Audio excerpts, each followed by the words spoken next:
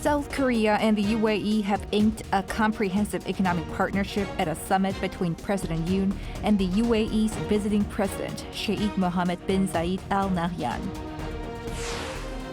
The total fertility rate in the country continued to fall and dropped to the lowest level in the first quarter.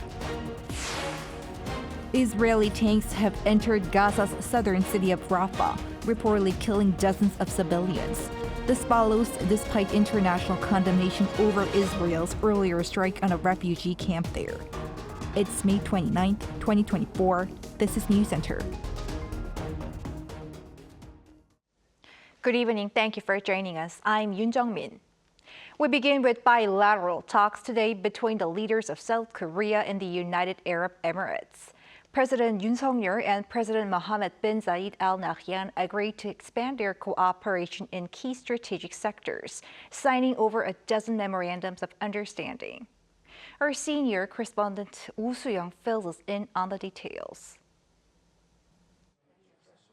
South Korea and the United Arab Emirates have inked a bilateral free trade agreement and agreed to bolster cooperation on investment, energy, nuclear power and defense, while jointly advancing artificial intelligence across all areas. This came at a bilateral summit in Seoul on Wednesday between President Yoon and UAE President Sheikh Mohammed bin Zayed Al Nahyan. Just 1 year and 4 months after their previous summit in Abu Dhabi, a total of 19 bilateral deals and documents were signed to enhance their special strategic partnership. First, the two countries signed their comprehensive economic partnership agreement, South Korea's first bilateral free trade agreement with a Middle East country, which will lower tariffs on all goods traded by more than 91% within a 10-year term. Setting out 14 areas of cooperation, including supply chains, energy, digital and biotechnology. The trade deal is expected to expand market access for South Korea's online gaming firms and medical services. As the two countries proceed with their agreement last year to cooperate on strategic investment, with the UAE President pledging $30 billion into Korean firms, the two sides inked a deal to broaden the channels for investment to involve more non-state institutions. Some $6 billion of investment opportunities in Korea are also under review. Also, to enhance energy security and transition to the post-oil era. The two sides agreed to bolster their cooperation in the traditional and clean energy sectors. South Korean firms signed a letter of intent with the Abu Dhabi National Oil Company, providing the basis for them to receive orders for at least 6 LNG ships worth around $1.5 billion. The two governments, meanwhile, signed memorandums of understanding to increase joint crude oil storage and establish a support system for producing clean hydrogen. Based on the construction of the barrage nuclear power plant, Korea's first export of a homegrown commercial nuclear plant, the two sides agreed to level up collaboration in nuclear energy. Furthermore, they will continue discussions to strengthen long-term and strategic defense and cooperation on defense technology. A South Korean presidential official said the two sides are working on increasing the UAE's defensive capabilities through various arms talks. Furthermore, the two countries will jointly foster innovation in artificial intelligence through corporate research and talent exchanges. Based on our special strategic partnership forged in 2018, the two countries over the past year have focused on 4 main areas of cooperation. Through this state visit, the scope is being expanded to cooperation on cutting-edge technology, including artificial intelligence. Based on their evolving bilateral relations, the two sides will jointly expand into third countries, including African nations, in the fields of energy infrastructure and nuclear power, as well as strengthen cooperation on climate action on a multilateral level. With the UAE being South Korea's only special strategic partner in the Middle East, Yoon's office said it hopes the Leaders' Summit will provide tangible outcomes that improve people's livelihoods in both South Korea and the UAE. Woo Soo-young, Arirang News. If you work or live in the Seoul area, you might have wondered about the loud jet noises around lunchtime. The fighter jets were the Black Eagles, as President Yoon called them, and more than 500 military personnel to greet the UAE President during the welcoming ceremony. This was the biggest such ceremony he's held for a foreign leader. Our correspondent Kim Do-yeon tells us more. 500 members of the AK unit, a South Korean unit stationed in the UAE, are lined up, a symbol of the brotherhood between the two nations. They are part of President Yoon Suk-yeol's welcome for the United Arab Emirates President Sheikh Mohammed bin Zayed Al Nahyan at his office on Wednesday. Before the summit in the morning, there was a welcoming ceremony for President Mohammed. President Yoon and the First Lady showed the utmost courtesy to receive him. Once inside the presidential office grounds in traditional uniforms and with traditional instruments, they give a military escort to the UAE president. And as he enters into the main part of the Yongsan presidential office, 21 rounds of blank artillery fire. At the main building's front door, President Yoon greets the UAE leader. The highlight of the event may have been the Black Eagles. The South Korean Air Force aerobic team flew across the sky a few times to showcase their skills with smoke trails in the colors of the South Korean and UAE flags. Lastly, children were invited to help greet the UAE president before the two leaders head for a summit. The top office has previously said that the welcoming events would be the biggest by the Yoon administration yet, to match the scale that the UAE displayed when President Yoon was in Abu Dhabi for a state visit in January 2023. The two leaders actually started their engagements on Tuesday night. The first was a stroll through the 15th century Changdeokgung Palace in Seoul, where they watched a traditional court dance and had tea before moving to the former presidential office of Cheongwade for a dinner banquet. And the top office said it is notable how Sheikha Mariam bint Mohammed bin Zayed Al Nahyan, deputy chairperson of the Presidential Court for National Projects, a daughter of the UAE president, joined these engagements. This is the first time she has joined her father in an overseas trip. In January last year, during President Yoon's state visit to the UAE, First Lady Kim Kwon-hee attended the official welcoming ceremony. This time, the UAE president is accompanied by his daughter during informal meetings and social events, which clearly demonstrates the special significance the UAE places on their visit to South Korea. The top office says by the time the UAE president leaves South Korea, Yoon and he will have spent more than 5 hours together, excluding the main summit, saying these were also opportunities for deep conversations. Kim Do-yeon, Arirang News. North Korea has sent hundreds of balloons full of trash across the inter-Korean border, showing its discontent against anti-Pyongyang campaigners in the south. More than 200 of them have been found across the country, sparking strong condemnation. Our defense correspondent Choi Min-jung reports. North Korea has sent its largest ever number of balloons carrying trash and excrement across the border to the south. As of 4 p.m. Wednesday, the South Korean military found over 260 balloons presumed to be sent by North Korea. Attached to the balloons were bags filled with excrement and trash. The balloons were first discovered on Tuesday night and were shortly found across the country, including in Seoul, Gyeonggi-do, Gangwon-do, and Gyeongsang-do provinces. The Joint Chiefs of Staff strongly condemned North Korea's actions. These actions by North Korea clearly violate international law and pose serious threats to the safety of South Korean citizens. All responsibility arising from the North Korean balloons lies entirely with North Korea, and we sternly warn North Korea to immediately stop its inhumane and low-grade actions. The military added that it is working closely with relevant agencies, including the Ministry of the Interior and Safety, the United Nations Command, and the police, to secure the public's safety. An expert said that measures should be implemented to prevent this from escalating into a military conflict. If this situation escalates further, it could lead to a military conflict. The Korean government needs to manage the situation better now than ever before. I believe it would be necessary for the United Nations Command, which manages the armistice agreement, to intervene appropriately as well. The balloons also pose a threat to citizens near the inter-Korean border. There are considerable concerns regarding the safety of residents in the border area, so I think efforts must be made between North and South Korea to quickly resolve this issue. On Sunday, North Korea warned of such retaliatory action against the distribution of anti-Pyongyang leaflets in border areas sent by North Korean defectors and conservative activists in South Korea.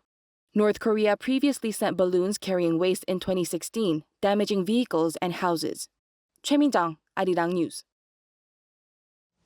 Over in the Middle East, Israel's military campaign into Rafah continues despite international anger over a tragic fire at a shelter for displaced Palestinians following airstrikes by Israeli forces.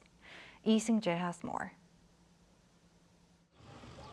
Just days after Israeli airstrikes in Rafah killed at least 45 civilians, Israeli tanks were seen entering the heart of Gaza's southernmost region. Gaza health authorities say the Israeli tanks began firing shells towards what has been designated as a civilian evacuation zone by Israel. Israel's military denied striking the camp, but Palestinian authorities say at least 21 civilians were killed, of which 12 were women. The latest incident took place in Al-Mawasi, an area that Israel has designated as an expanded humanitarian zone. Israel had urged Gazans to evacuate to the area when it began its incursion in early May. Despite reports of civilian deaths in Rafah, Washington says it does not believe Israel has launched a full-scale invasion in the region, adding the latest move by Israel does not constitute a major offensive. We still don't believe that a major ground operation in Rafah is warranted. We still don't want to see the Israelis, as we say, smash into Rafah with large units over large pieces of territory. We still believe that, and we haven't seen that at this point. But we're going to be watching this, of course, very, very closely. When asked whether the Israeli attacks between Sunday and Tuesday would not prompt a U.S. withdrawal of more military assistance to Israel, the spokesperson reaffirmed Washington's stance. U.S. President Joe Biden previously stressed that a full-scale Israeli offensive in Rafah would be crossing a red line and that some arms supplies to Israel would be halted if a major offensive is conducted in the city. Lee Seung-jae, Arirang News.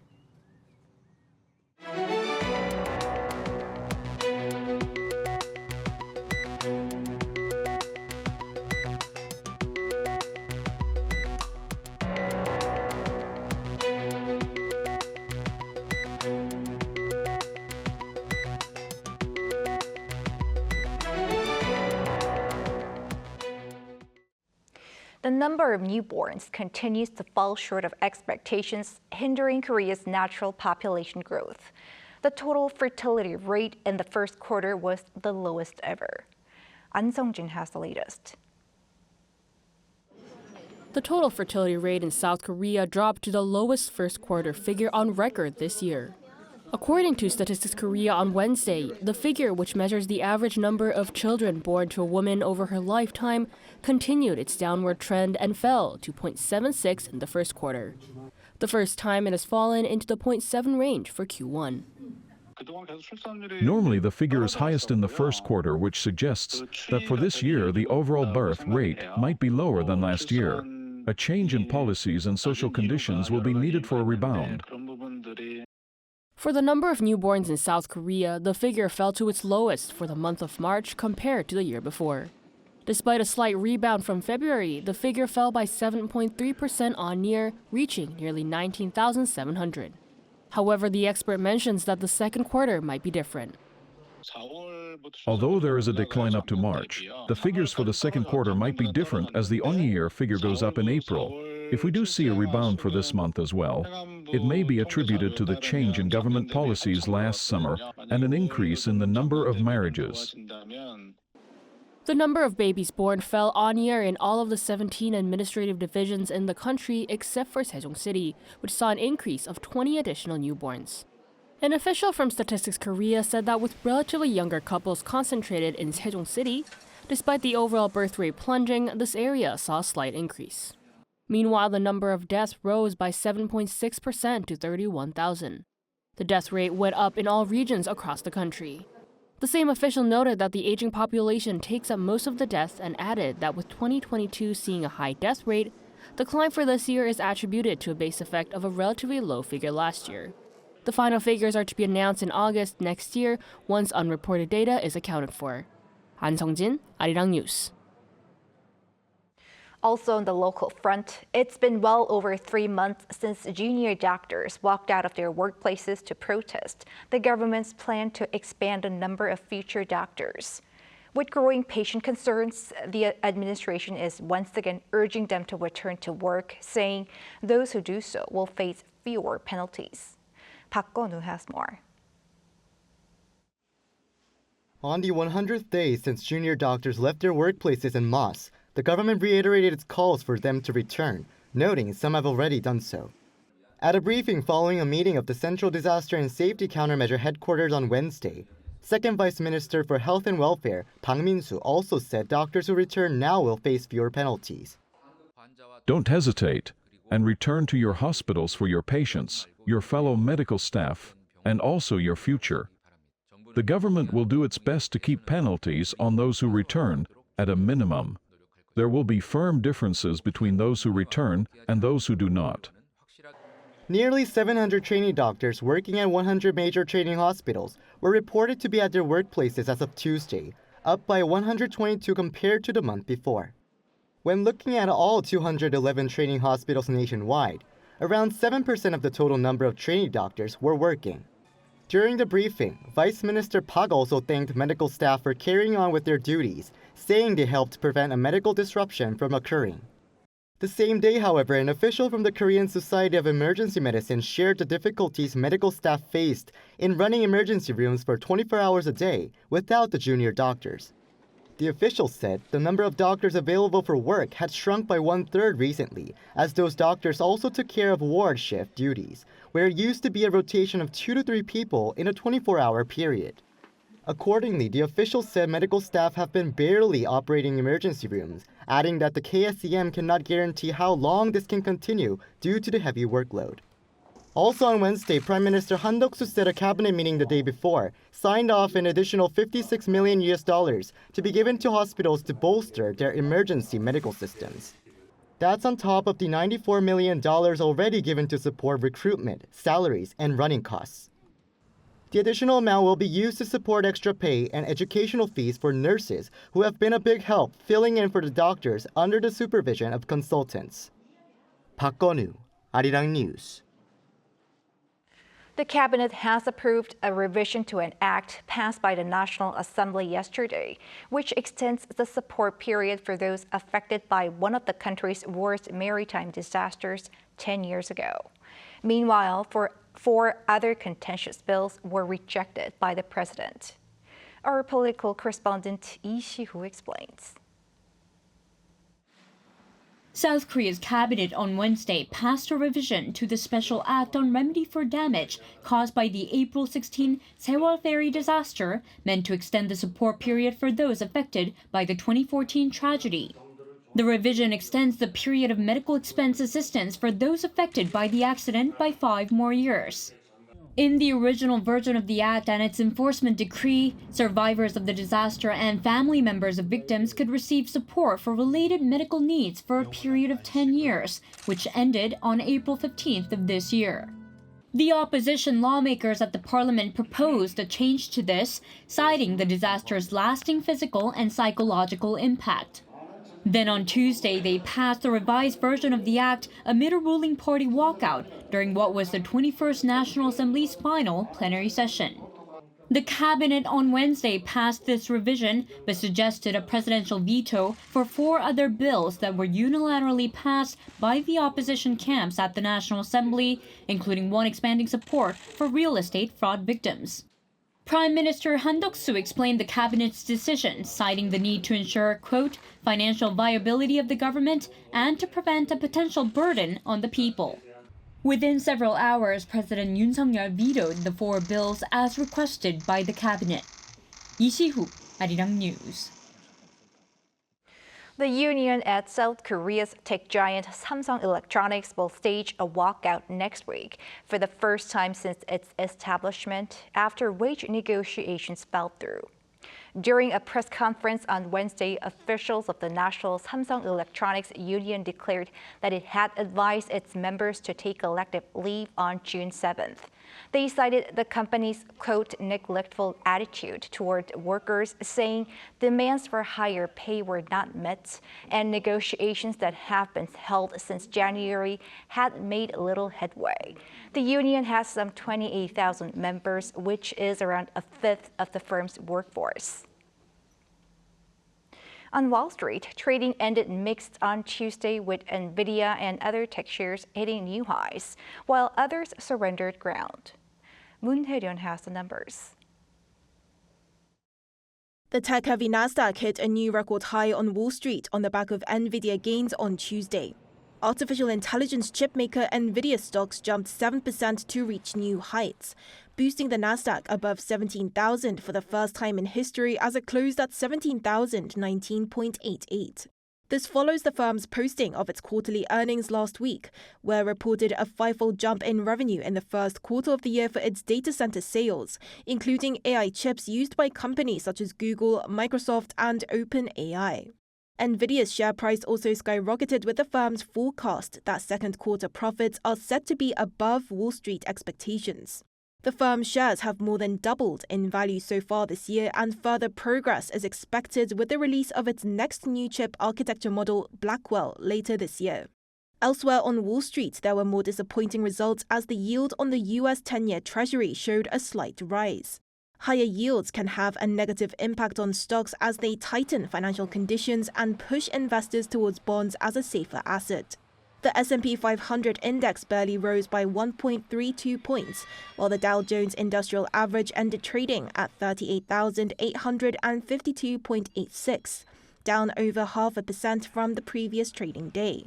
The anticipation of interest rate cuts by the U.S. Central Bank has led Wall Street to hit new records recently, with the next Federal Open Market Committee meeting to come in just over 2 weeks. As investors await the announcement of U.S. inflation data for April later this week, eyes are on how it could affect the Fed's next move for the benchmark interest rate. 문혜련, Arirang News.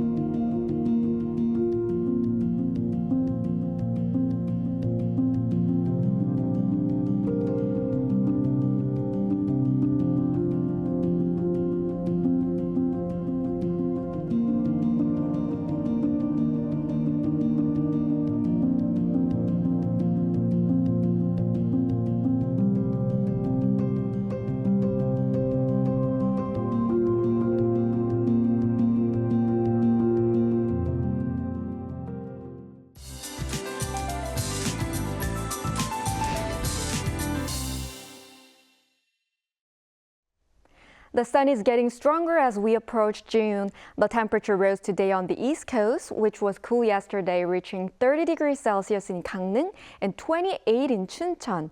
With only clouds passing through the sky tomorrow, the summer heat will remain.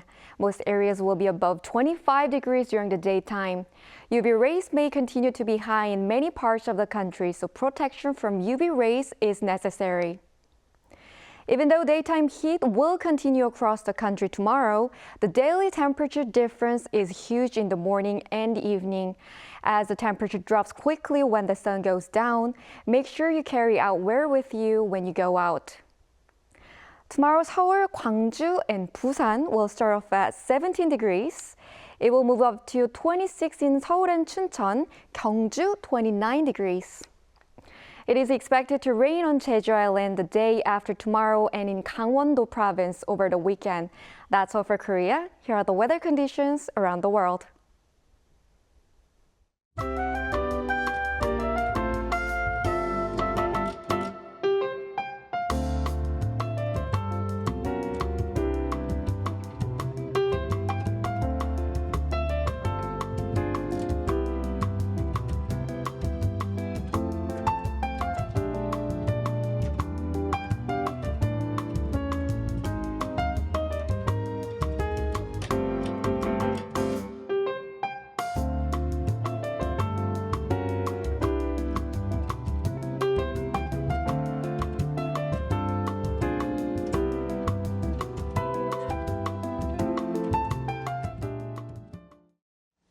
That is Newscenter for tonight. Thank you for watching. A panel session up next.